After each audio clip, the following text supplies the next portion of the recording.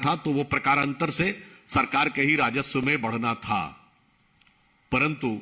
ये तीनों निर्णय बदल दिए गए बगैर किसी वैधानिक प्रक्रिया के। और अब यह समाचार आए हैं कि जब 2021 में मार्च के महीने के मध्य में यह निर्णय बदले गए तो यह निर्णय श्री अरविंद केजरीवाल जी के घर पर हुआ और उसमें दिल्ली सरकार के पूर्व मंत्री सत्येंद्र जैन जी भी उपस्थित थे। यानी अब जिसे वो आरोप कह रहे थे, न सिर्फ वो तथ्यों के साथ पुख्ता होता नजर आ रहा है, बल्कि साथ ही यह भी आ रहा है कि यह सारी की सारी जानकारी मुख्यमंत्री, दिल्ली के मुख्यमंत्री श्री अरविंद केजरीवाल जी की संज्ञान में ही नहीं थी, बल्कि उन्हीं के स्थान पर यह हो रहा था। तो अब किसी भी प्रकार के बचाव का स्कोप आम आदमी पार्टी के लोगों के पास दिखाई नहीं पड़ता है। और इतना ही नहीं, दिल्ली सरकार का जो आबकारी विभाग है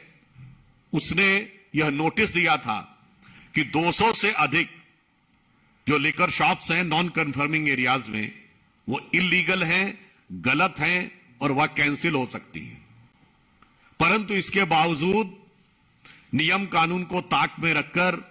वह दोबारा से वो फिर भी अलॉट कर दी गई और यह निर्णय भी उनके सर्वोच्च नेता के संज्ञान से हुआ। तो अब जिसे वो अपनी कट्टरता कहने का प्रयास कर रहे थे, अब मुझे लगता है इस कट्टरता को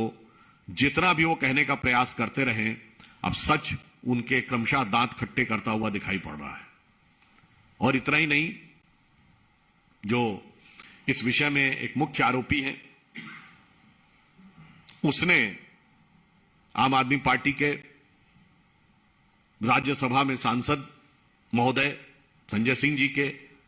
रेफरेंस देते हुए यह कहा है कि उन्होंने भी उनसे बुलाकर कहा और चुनाव के लिए वांछित धन की व्यवस्था करने का आग्रह किया और इसके बदले में उन्होंने कुछ शर्त रखी कि अगर यह नीतिगत निर्णय में परिवर्तन हो जाए तो यह व्यवस्था हो जाएगी। और अब वह तथ्य प्रकाश में आ रहे हैं कि वो